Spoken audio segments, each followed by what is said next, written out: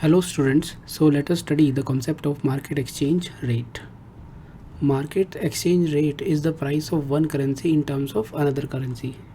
For example, at present $1 is equal to rupees around 80 rupees. To buy $1 we need to spend 80 rupees. Now suppose if you have 80 rupees and you want to purchase $1, then from where can you get this $1? For this we need to go to the authorized agents of the RBI, and these authorized agents are nothing but mainly banks. There is a market for this which is interbank forex market, and it is mainly the banks who deal in this market. And this exchange rate is market exchange rate. It means that the price is determined by the supply and demand. ये जो exchange rate है ये daily basis पे change होता रहता है on the basis of supply and demand. कभी $1 is equal to 79 rupees and sometimes $1 is equal to 81 rupees and so on. So let us understand this further with the help of graphs. On the x-axis I have quantity of dollar, and on the y-axis I have price of dollar. This price of dollar is in terms of rupees. So this is the price of dollar which is measured in terms of rupees. So here I have drawn the demand curve for the dollar. Now the next question is, who will try to get dollars from the bank, from where the demand of dollar is being generated? Now it is the mainly Indian tourist who will go to the bank, who will say that I need so much dollars because I am going abroad and I need to pay there in dollars. So they will give rupees to the bank, and in exchange they will get the dollars. This demand curve for the dollar is downward sloping. It is because if the price of dollar in terms of rupees, if it decreases, suppose now the $1 is equal to 80 rupees, suppose tomorrow it becomes $1 is equal to say 70 rupees, then the price of dollar in terms of rupees has decreased.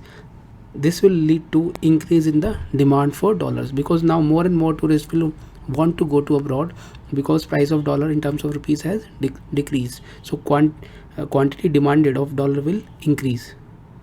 Apart from the Indian tourists who are visiting abroad, the demand for dollar is also created by the investors who are visiting abroad for investment purposes.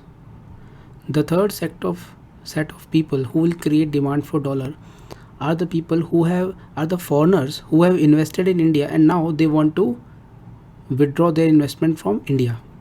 They will also want dollars. जो foreign institutional investors होते हैं वो Indian share market में for example invest करते हैं. Sometimes they pull away their money from the Indian share market, then they go to the bank and they convert that rupees into the dollars, and then they invest that dollar somewhere else in the world. Similarly, if the foreign investors in India, if they sell their assets such as land, building, then they will sell their asset, they will get the money in rupees, then they go to the bank, they convert that rupees into the dollars and they go away. The fourth set of people who will demand for dollars are the importers, because they have to import from abroad and then they have to make payment for those imports to the foreign clients. All of these transactions are leading to the outflow of dollars. In nutshell, we can say that who will need dollars? The person who want to visit abroad, person who want to invest abroad, person who is purchasing something from abroad. Now let us study the supply of dollar and draw the supply curve for dollar. So this is the supply curve for dollar. Now who are these people who are creating the supply for dollars? These are the people such as the foreign tourists who are coming to India. When they want to purchase something in India, then they have to convert their dollar into rupees. So they will supply the dollar in the forex market. Similarly, when foreign investors, when they come to India and they want to invest in India, they will convert their dollar into rupees, and from rupees they will buy the assets or invest in the India. Third source of suppliers of dollar are the foreign remittances. Foreign remittances are done by the Indians who are working abroad, and after working they are abroad, they are earning some income, and then they will send that income back to India. And when they will send back to India, because they have earned in dollars, they will convert first that dollar into rupees, and then they will send to India. Fourth supplier of dollars are the exporters. Exporters will export the product outside India, and then they will receive payment in dollars, and then they will go to the bank, and they will convert that dollar into rupees. Fifth source of suppliers are the borrowings from abroad. Suppose there is an Indian company. Now Indian company needs some money, so it will borrow that money from abroad. If it is borrowing the money from abroad, it will receive in dollar. Then that company will convert that dollar into rupees, and it will supply dollars in the forex market in exchange of rupees. Now all of these transactions, it will lead to inflow of dollar. Now if the inflow of dollar will increase, that means the supply of dollar will increase, then there will be a rightward shift in the supply curve. We have studied this in our previous lectures, that when the supply increases, then the supply curve shifts rightward. Therefore if the inflow of dollar increases, then the supply curve will shift rightwards. So earlier the exchange rate was at this price, now it will come at this price, so the price will decrease from P to P1. Suppose P is 80 rupees and P1 is 75 rupees. So the price of dollar in term of rupees decreases from 80 rupees to 75 rupees when there is inflow of dollar. This is nothing but depreciation of dollars, or we can say appreciation of rupees.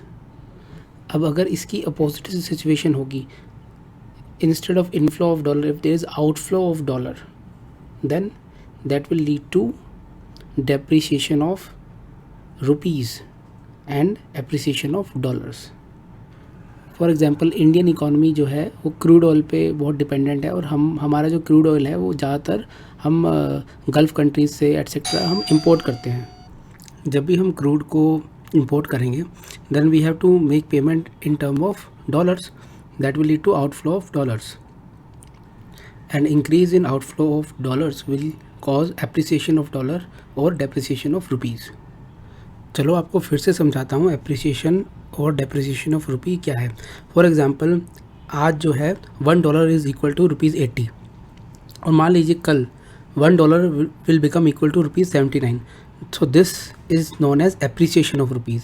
और अगर कल $1 becomes equal to ₹81, then this is depreciation of rupees. So this is appreciation और depreciation of rupees. और इसके पीछे का क्या reason है अप्रिशिएट होने का, डेप्रिशिएट होने का, वो हमने अभी इस ग्राफ के थ्रू अंडरस्टैंड किया है. एप्रिसिएशन और depreciation depends upon the forces of demand and supply. Now let us study the measures to check the depreciation of rupees.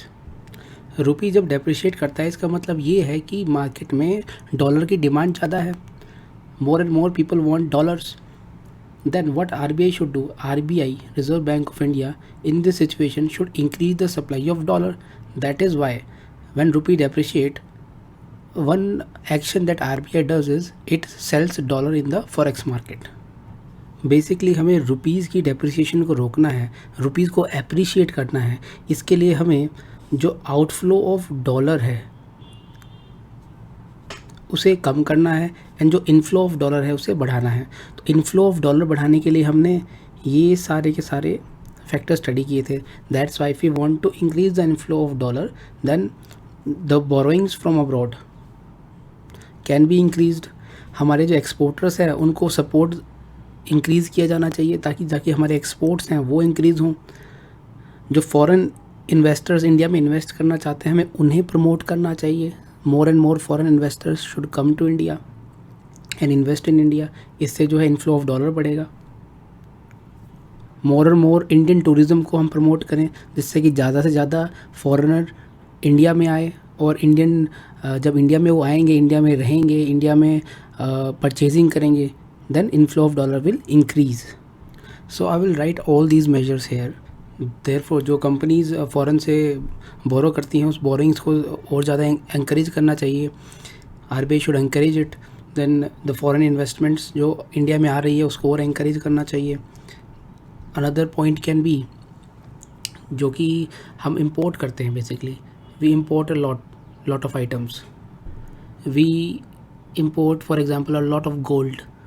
तो हम गोल्ड के ऊपर कस्टम ड्यूटी इंक्रीज़ करके गोल्ड के इंपोर्ट पे रिस्ट्रिक्शंस इम्पोज कर सकते हैं, ताकि हमारा जो आउटफ्लो ऑफ डॉलर है वो रुक जाए. So this was all about today's lecture. In the next lecture we will study about purchasing power parity. PPP is also a type of exchange rate system. We will study this in the next lecture. Thank you.